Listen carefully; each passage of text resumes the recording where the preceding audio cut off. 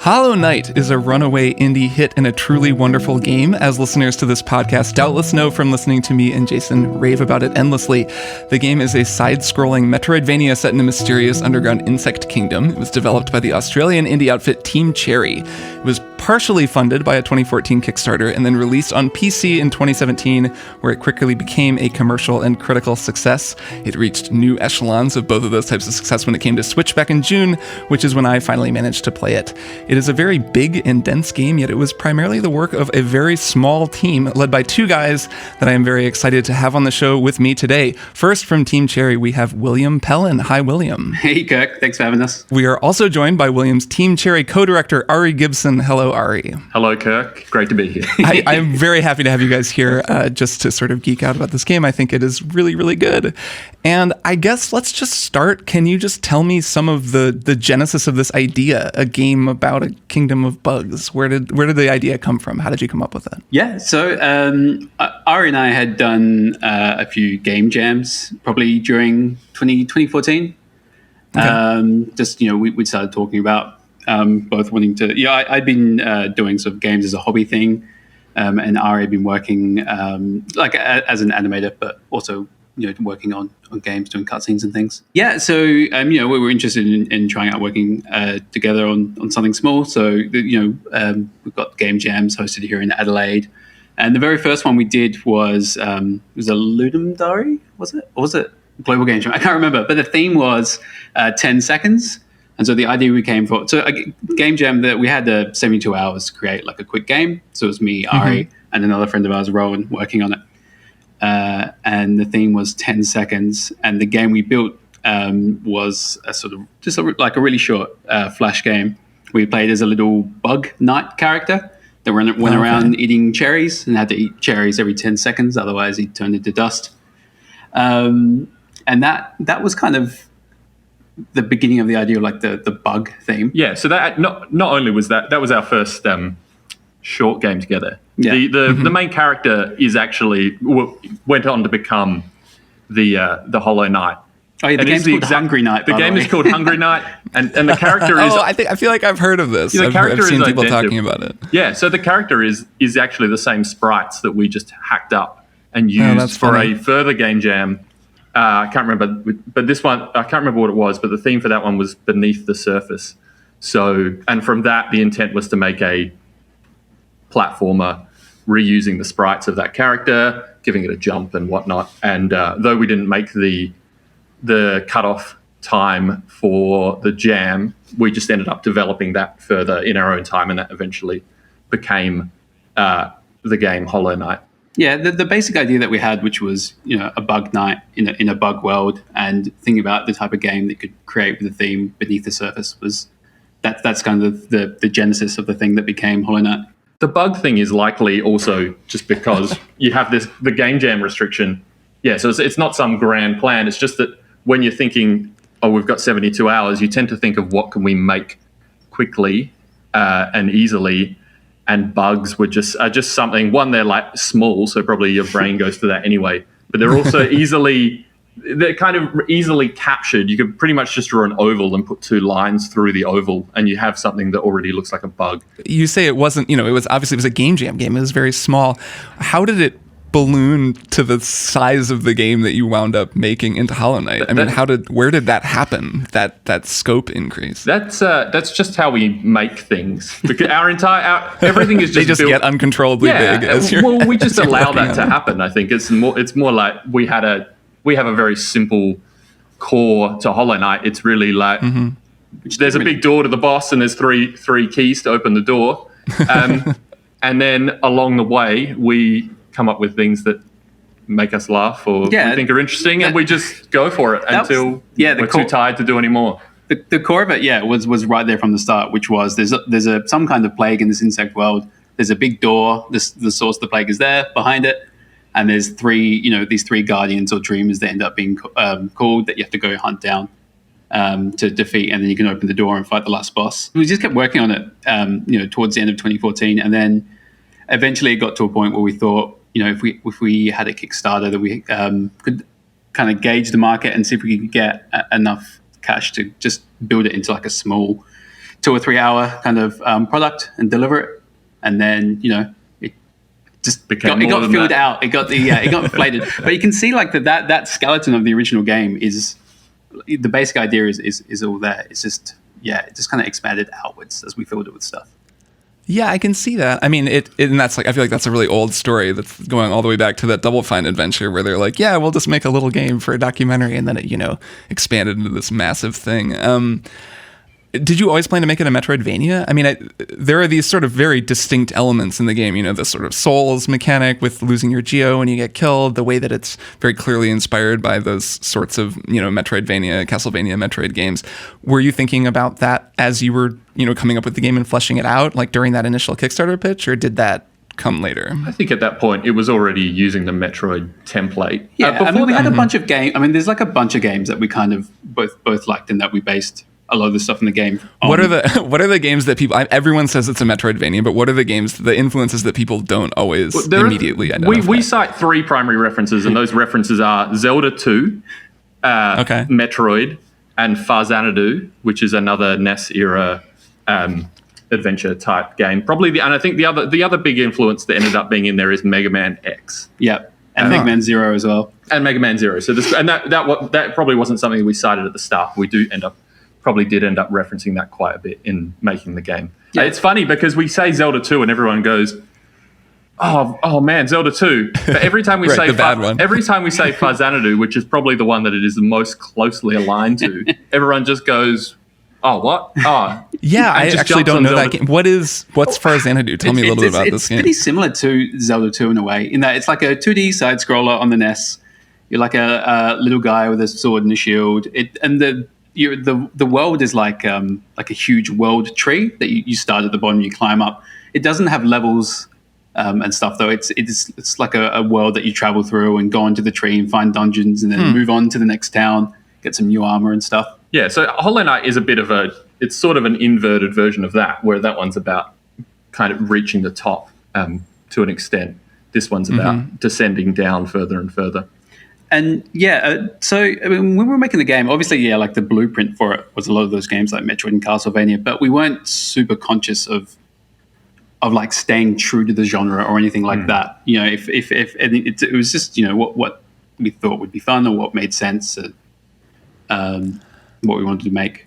Yeah, the blueprint is you get a double jump and you get a dash at some point, and those can help us. Those can help us just pass out the content a little bit more. So ultimately, as we kept building the game, we started breaking a lot of that down and allowing people a lot more choice anyway. And like chipping away, the basic outline of the game at the start, especially because it was pretty small, was like a much more rigid kind of traditional. This power up first, then this power up, and you could you follow that through the game.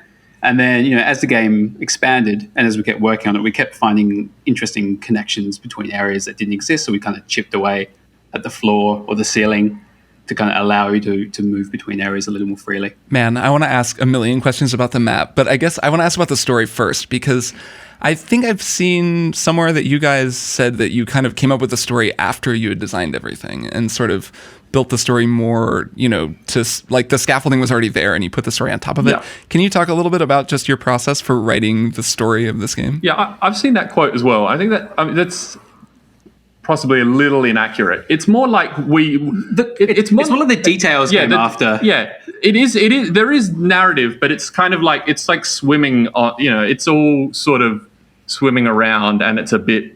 It just wasn't locked down. Was probably the point of it. And then and it wasn't until we got to that very last point that we started locking in things into place. So after we had a lot of the bones of the game, an idea of how you move through the world and which order you encounter things. Yeah. Like so we just didn't let it was changing. We didn't want to be impeded by a narrative that we'd set up earlier and then have a realization or learn something in making the game and want to go down a tangent and then find out that we couldn't because we had some story, like some narrative construct that prevented us from doing that. Yeah, I mean the core of it, we sort of kind of mentioned it before, but the core basic idea of the story and the setting was there from the start, and that's what we built from. For most of the development. And then, as we sort of built new characters and new areas and kind of and created the world in a way that we tried to, think about when we're adding bits to the world, kind of what makes sense for this kingdom to have, and that starts to kind of inform the history of the world and stuff. And even just things like as we worked out the mechanics of the game, things like you can heal yourself by absorbing soul from creatures and then stopping and focusing. And that stuff started to then inform, why can the character do that? What makes sense if you can get soul from these, other sources around the world, or, when you find a spell, what is the spell doing there? What connection does it have to the other spells of the world and stuff like that? And things just kind of piece themselves together. Yeah, it feels a little bit like, and I'm basing some of this on reading the AMA you guys did, which listeners, they did an AMA that's pretty cool. You should check it out. And it sounded in some ways like you were talking about the story as if you were also discovering it, which I think is a feeling that a lot of storytellers have when they're writing a story, is it almost feels like some of the story was just there and you uncovered it. And in this, the process that you're describing sort of sounds like that. There was some question, and I don't remember the specifics, but that's probably fine for my purposes here. But it almost sounded as though you weren't sure the answer because it's left ambiguous. A lot of the story is left, with sort of not filled in and ambiguous. And I thought that was just fascinating to see someone who controls this fictional universe and wrote this story kind of say, well, I don't know, actually, I'm not sure about that. Do you feel that way about the story, that there are things about it that you don't know for sure? Some of the unanswered questions that people have? Yeah, I think sure. Absolutely. We have our own sort of theories, and perhaps in some of those, William and I you diverge. Have your own theories about your own game.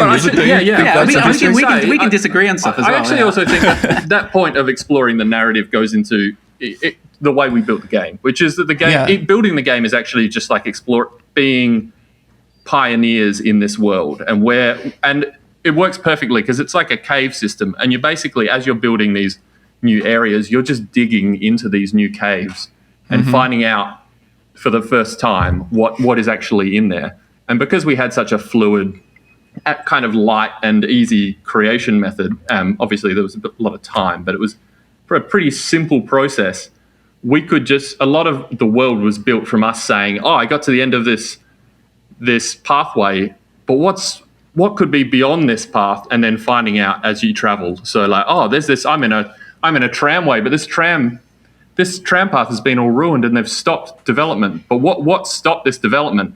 And then you think, well, I would love to see what's on the other side of that. So you build that out yourself. And then by the time you get there, you're like, oh, well, look, I found an interesting character here, and then it's about allowing ideas to lead on to other ideas. I mean, another one is right. We had the idea, I think, pretty early on about having like an underground city that is perpetually raining, which is the City of Tears, which is like kind of the centerpiece of the map. And then eventually the question comes up, which is where is the water coming from? So the idea is like, well, there must be like some body of water somewhere and it's raining down, and we can have a character mention that, and then that's enough. And then we thought, well, there is actually a space on the map above the city, and it's kind of a cop out if you don't actually ever see this body of water. And so we had, so we add it, and then that, by adding that lake, you kind of get a lake shore area as well, and then that naturally is kind of, because it's sandwiched between areas, you sort of think about, well, what would it actually be connected to? If characters are visiting this lake, as some characters do, where would they actually be traveling through? Stuff like that. I love that. I specifically love that specific thing that you just talked about, the location of the lake above the city. I think I've talked about that on the podcast before. That's a wonderful little touch. And I like that you're talking about the process of storytelling, which a lot of people would describe as feeling like excavating a story. And then you're literally, excavating because you're writing a story that's underground. So that's very cool. I know that the two of you weren't the only ones who made this game. And I feel like I should just ask, who are the other, I think I know the names of the people involved, but who are the other people that you feel should sort of get recognition for working on the game as well? Yeah, so after we did the Kickstarter, we sort of started working on the game properly. We got an office in town. We brought in Dave Kazi. It's a friend of mine. So he was a technical director. One of the big reasons that because we had been making the game in Stencil, which is like a program kind of like Game Maker, because I used it, and I didn't know how to code or anything, but it has like one of those interfaces where you kind of just like snap bits of logic together, and I could do that. But during the Kickstarter, we realized that in order to be able to kind of work on the game at a bigger scale and also get it onto consoles and stuff, we had to move to Unity. So David used Unity, so we brought him in. So for the duration of Hollow Knight, the three of us were the ones working on the game full time. We also brought in Chris Larkin, who's local as well, who did the music and sound design. I think maybe he approached us during the Kickstarter. I'd previously worked with Chris. How did that happen? So, how did you meet him? I'd done a lot of animation work with Chris, and he'd worked on things with me in the past. So I had a relationship with him. This is obviously a much larger body of work than he'd produced with me before. But I certainly knew that he was up to the challenge. Yeah, he sent us some speculative kind of like musical sketches type of thing. Was it like recordings of him? So I have to ask: is the Flukemon? I at some point I feel like I need to interview Chris because I love his music and I love the sound design he did for the game. Is the Flukemon sound effect that horrible sound effect? Is that him? Is that when you were just walking around like this? Yes, it is exactly that. That's you. Oh man, that was one of my burning questions. Was who created that? So whose horrible mouth am I listening to? So it's you. Oh, that's very funny. We did a lot of the voices. Well, most of the voices. I mean, I already mentioned it before we started, but we do them here in like our little cramped kitchenette with our mic. So like I mean, the most of the game is voiced by Ari, me, and Makoto, who shares an office with us. She's like an illustrator. She did voices for like Hornet and probably 90% of the female voices in the game. And then we also got like friends and family in. So my mum did a few voices. Oh, that's awesome. Yeah, my wife Vicky did Iselda up in the Mapper shop. Dave did Cornifer. Oh, nice, yeah. Oh, yeah, that's true. Yeah, so we pretty much got everyone to do every voice they possibly could. It's just like, what's the weirdest voice? We had like 5 people or 6 people stretched to do 60 characters or whatever it was. It was I remember because we were doing it during summer as well, and we had to turn off the air conditioner because it was too loud. Oh yeah. So I was in the kitchen just making these croaking and gargling and dying and screaming noises. Oh man, that's really cool. Yeah, I like fun. All of the human sounds in that. Those games, have you played any of those, like Machinarium or Botanicula, any of those games? Yeah, they're fantastic. Guys do a lot of mouth sounds for their sound effects. I've always loved, or the old SimCity, the zzz sound that's just some person doing it. I think it's actually maybe yeah, you get heaps of mileage out of really simple, like a small amount of really simple voice clips. You also get much more of like a human kind of connection with the characters in the world. Like the best thing we could have done to make these bugs relatable is just give them human voices, and maybe the cheapest thing we could have done as well. Yeah, it's cool how those things tend to kind of dovetail sometimes. So getting back to the story and the way that you kind of designed this world, there's so much in this game that's very easy to miss. And we've talked a lot with a lot of game designers over the years about how you kind of reconcile wanting people to see everything and, knowing that you kind of can't just make them see everything, or you ruin some of that mystery and some of that surprise. How did you approach that balancing act as you were making the game, knowing that there are just some secrets that some people will just, or a lot of people maybe will just never see? We didn't stress too much about it. And we definitely don't think that we didn't build something, it's probably obvious from the game, that we expect people to see everything as they go through. Well, all we think is, as we're making content, is that someone will probably see this stuff. And if people come upon it and uncover something new and feel like maybe this is something that not everyone has discovered, that makes it more special for that person. Yeah. That makes the experience a lot more impactful than feeling like, oh, I found this thing. I've seen this thing, but everyone's probably seen this because the director's hands have nudged me to see. Funneled through. It's like that feeling of. I mean, one of the things that we kind of liked about playing games like Zelda 2 or Xanadu as a kid, especially because games are kind of really new back there, obviously, so the rules aren't really set in stone. It's not like now where everyone's super savvy. Is the feeling that there could be anything like hidden around the corner, or there could be any like crazy secret or weird creature and stuff. And so, in an attempt to replicate that, we just try to make sure that there was stuff in the world so that if you did, people had the feeling that if they did find a breakable wall or whatever, or like hunt out a secret, there could be anything behind it. It could be, a stinky egg, or it could be a whole new area with its own boss. and stuff like Yeah, that. I feel like the Hive is a good example of that. I stumbled on that, and it doesn't. I think I played it after on Switch, so after all the DLC was out, and there was kind of more to do there than I think there was initially when the game came out. Yeah, we added a boss and it got like a visual overhaul. A boss that was surprisingly hard for me. Actually, I'm not really sure why. When I look back at the fight, I was like, it's a pretty straightforward fight. I don't know why that one was tough for me, but that feeling of sort of, I think I blasted through a wall and then suddenly realized, oh, there's this whole other area there, was definitely cool. Though I guess I could see both sides of it. Like, did you ever feel like there was a time where you were, I don't know, like holding people's hands too much and you had to walk that back? Like you had to kind of step back and say, no, they'll find it or they won't and it'll be okay? I don't think we ever felt like we were railroading people or anything. I think, it's easy to underestimate how good people are finding stuff. I don't think we overhit or underhit anything, but you do, like, once you actually have people playing the game, you realize that something that you thought would take a week or 2 weeks to get found, it's actually more like an hour. Even before people start like data mining it and stuff, people are smash through everything. Yeah, we certainly recognize that the internet is there and will always display everything that exists. Yeah, and if you want to go online and sort of look up everything you've missed or play along, then that's cool. But and at the same time, if you're keen on just going through blind and muddling through, and you manage to stumble on one or two kind of really surprising things, then that's cool as well. Yeah, I think I kind of muddled through for about 80% of the game, and then there came a point where I just had to start looking stuff up. Are there any secrets in the game that people have not yet found? No, I don't. I don't think so. Because because it can get data mined. Yeah, I mean, people dug up rooms that were half finished, that were just disconnected from the game. Like everything gets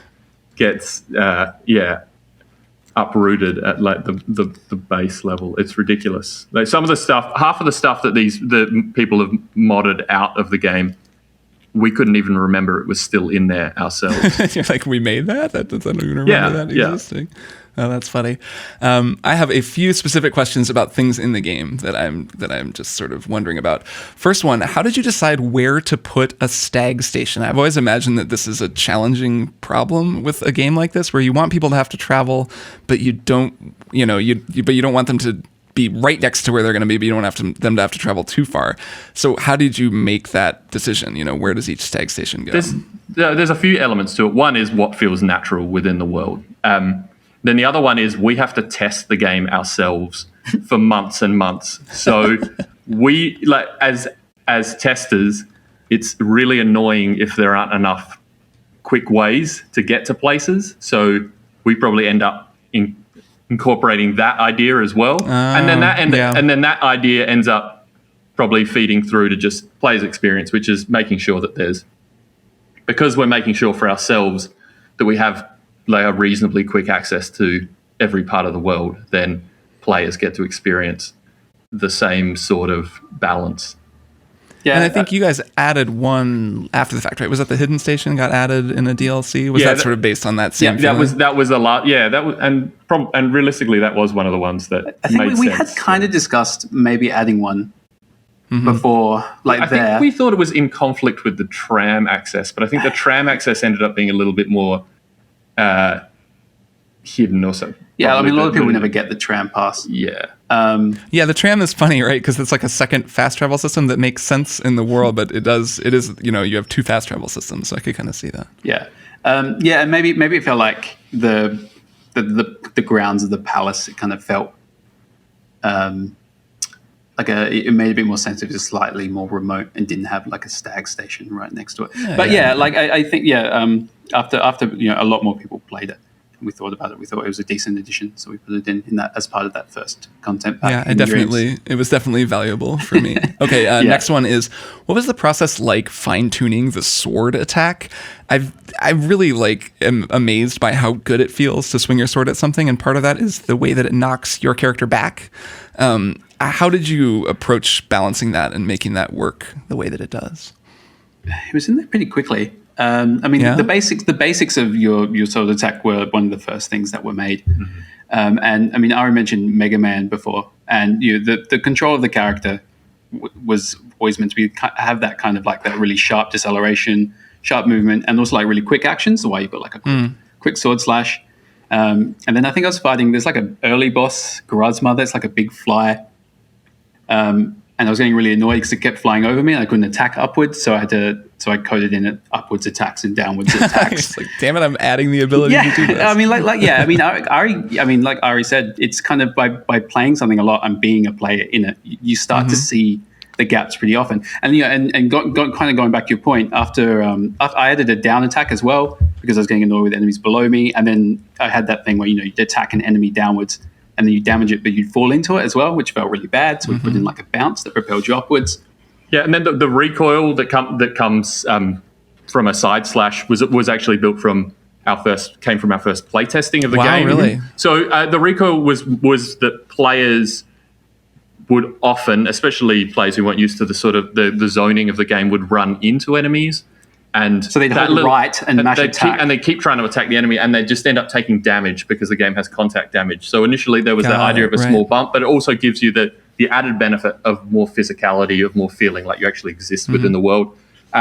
It's also consistent with the down bash, the bouncing off it was the down slash. So the fact that made you bounce and attacking sideways seem really weird to me. For a long time near the start, there was a weird issue where you could slash very quickly in succession.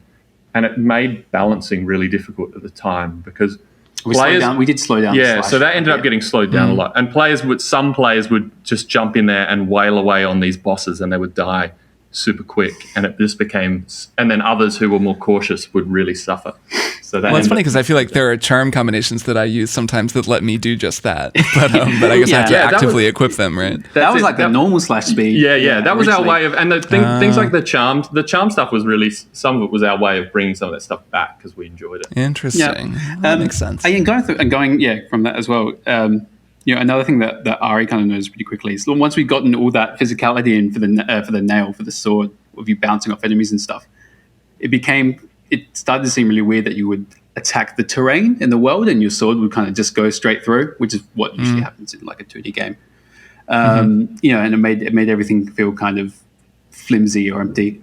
So we added in the little dunk when you slash the wall and you get like a little bit of dirt plonks off and you get knocked back just a little bit.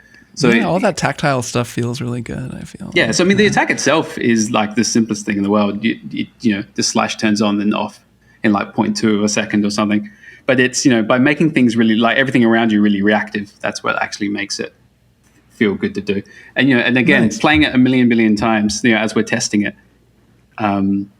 it got us to think about what is, kind of occupies you, it feels fun and makes you keep playing. And that's stuff like, being able to bounce off enemies, smacking the wall and bouncing off, having lots of barrels and grass around that you can cut and break, and you can watch all the bits and pieces flying around. Having great hit reactions from enemies and a fantastic sound effect for the hit of the crunch of your weapon against an enemy shell. I was going to ask about that. The sound effect when you get hit that low pass filter is really, really intense. It was. I mean, did you worry that was too intense? I feel like a lot of people say they thought they died the first time they get hit. That kept getting escalated.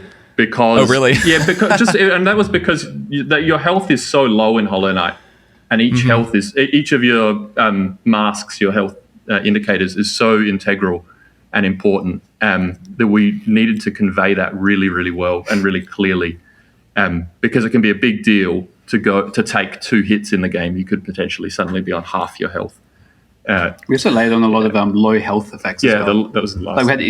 Like we had issues with people not realizing that they only had 1 hit left, which is fair enough because it's a tiny white mask in the top left. Yeah, so it's a lot of it is just to keep saying, remember to heal, basically. Like, look, your brain is kind of like counting the amount of times you've seen this gump, and you know how much health you have. So it kind of helps that. What was the thought process behind Millabelle the Banker and coming up with that? I think that's one of my favorite video game jokes I've encountered in a long time. We were talking about the idea of a bank, and then Williams, something was like, oh yeah, what about a bank? And the retort was, well, only if she can take your money. Yeah. And it was like, well, and then it spiraled from there. And I should say, William was the one that pushed for, obviously this is a spoiler, but yeah, that's okay. We can spoil. Yeah, a method to track her down and retrieve your money. I was all for her just vanishing, disappearing, vanishing into the night. Yeah. So you can thank William if you managed to. That would have been a different kind of funny. Just no Yeah, it would have still that. been funny, but it may be a harder joke to yeah. laugh about. That's funny. That's cool. So I have a few questions about the future. So you guys are doing a Hornet expansion. Is that's still happening? Yep. Yes. Yep. We're working on that. That is super exciting. And can you give us any sense of when it might be out? Well, no, we can't because we don't know ourselves. Yeah, we're sort of we don't want to start giving out dates until we're pretty confident. Yeah, totally it's something that understandable. is meaningful. We also got slogged a bit this year with our Switch, PlayStation, and Xbox development.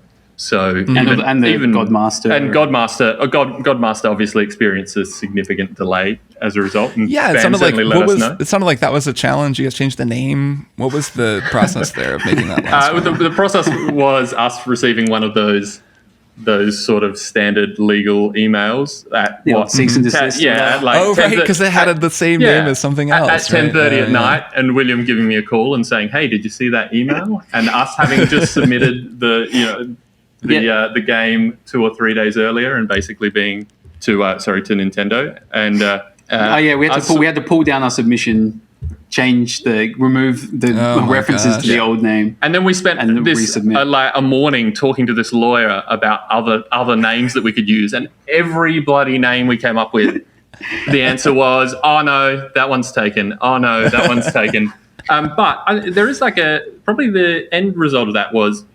The interesting part of that is because it's just the two of us and Jack, so the three who's replaced Dave now, who's helping us with the new stuff. Because we're so small, we can make those changes very quickly. We can kind of be quite nimble. So it's not. It was a bit of a shock, but it's not something we can't adapt to within 24 hours. And I suspect that's probably the advantage of being a tiny team. Yeah, I can see that. Godmaster is a better name than Gods and Glory, in my opinion, anyway. So nice. I think you picked a winner. That is hard. That's like trying to name your band, and then you realize there's another band called that, and then you just spend a million years coming up with a name that you just don't like as much as your original name. No one trademark it. Yeah. Please. So last future question is, do you feel like you have more stories to tell from this world, or do you ever find yourselves fantasizing about just making other games? I would imagine it's been, many years working in this world of Bugs and Metroid stuff. Do you have other stories to tell or other places that you would like to explore? Yeah, I mean, definitely. We've got plenty of ideas, like more than we can make probably in the next 10 years. But we've got it's easy to kind of come up with ideas and stuff. We've got one or two at least that we're pretty interested in moving forward with once we take a slight break from the world of Hollow Knight. Yeah, probably the consistent thing is that they're loose, like Hollow Knight. They're fairly loose frameworks to work within. So the Hollow Knight framework we never felt it was restrictive on what we could create or what we could add to it, and just give it a slight buggy quality, and suddenly it's something interesting and distinct and part of that world. And we'll just make sure that those new worlds we're playing in allow us that same freedom. Given that you guys have been so successful, I could see the temptation of expanding and hiring more people and becoming a kind of mid-sized indie studio. Do you think about that, or think about staying the same size? Yeah, we think about it. I think is we've got to not do that, and it's just like a cultural thing. The game Hollow Knight, the game that we made that fortunately people quite like, it came about from us being a team that is this big, and specifically probably this team, and I think that if we added more people and started delegating a lot of those tasks, the quality of the game would change. And for now, we'd like to retain the same sort of quality in future games. Nice. That seems like a wise way to look at things. So we're almost out of time, but I want to do a series of lightning round questions, which when I do lightning rounds, they tend to turn into longer answers, but I always tell people to try to have short answers. Sure. So I'm just going to ask you some questions, mostly about Hollow Knight, about your favorite things or whatever. If I ask a favorite thing, you can each say one. If it's just a thing with one answer, one of you can go. We'll go one right after the other. We're going to try to get through them all. Are you guys ready? Let's do it. Go for it. Okay, first lightning round question. What is your favorite charm in the game? Gathering Swarm. Defender's Crest. All right. What is your favorite region? Kingdom's Edge. God Home. Okay, this next one, I think I know the answer, so I have a follow-up prepared, but here's the question. What is your favorite enemy? It's not... I really like Flugmon. Oh, all right. I like those giant spiders, and I can't even remember what we called them. The ones where they're like They're their called heads stalking snap. something. Stalking. Stalkers devout. Stalking devout. Yeah, they're just weird, and their like face splits open and is their arms. Oh, And yeah, slash I know them. those guys. Nice. Yeah. I actually thought you were going to say the primal aspid, which is That is I another knew. thing. Yeah, I knew I said no for that. that because my follow-up question was going to be, what is wrong with you? But you didn't say that, so that's not my follow-up question. Okay, next question. Can you both beat every challenge in the game? No. I haven't done Path of Pain start to finish yet. I think, or maybe I have. I did in the end. You did it once. Have you beaten all the Godmaster stuff? I haven't done. No, definitely not. Because I mean, if you're including like doing an all binding like run, then Oh yeah. I don't know if I'll ever do that.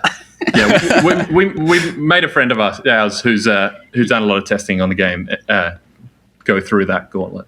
Yeah, I could if I wanted to. That's the answer. I'm okay at Hollow Knight. I'm not really that good. And I watched a video of somebody doing the Absolute Radiance with, if you get hit a single time, you die. And I was basically screaming at an ever escalating volume the entire video. I'm sure you've seen videos of people doing this. It was outrageous. Listeners, go watch it. Even if you've never played Hollow Knight, just go find a video of someone doing it. Because it was the most ridiculous thing I've ever seen. Oh yeah, people are amazing. Yeah, we can't be like that. If we get too good at the game, we'll lose perspective on. We'll make challenges way too hard. Yeah, I can see that. It's hard enough, guys. It's definitely hard enough. Okay, next question. What happened to Quirrell? We don't know. Yeah, we're not sure. Okay. Next question. Was the king having an affair with Hera the Beast? We can't. We probably shouldn't. We can't answer lore things too explicitly. You can make up your own mind. Yeah. Okay, you can punt on that. That's fine. Okay, next question. When you go to fight the Radiants for the first time, Hornet yells something that sounds like "Get good." Get good! Is she actually telling me to get good? It's a happy coincidence. Is the actual word gektu? I believe it's gek2. Or gektu?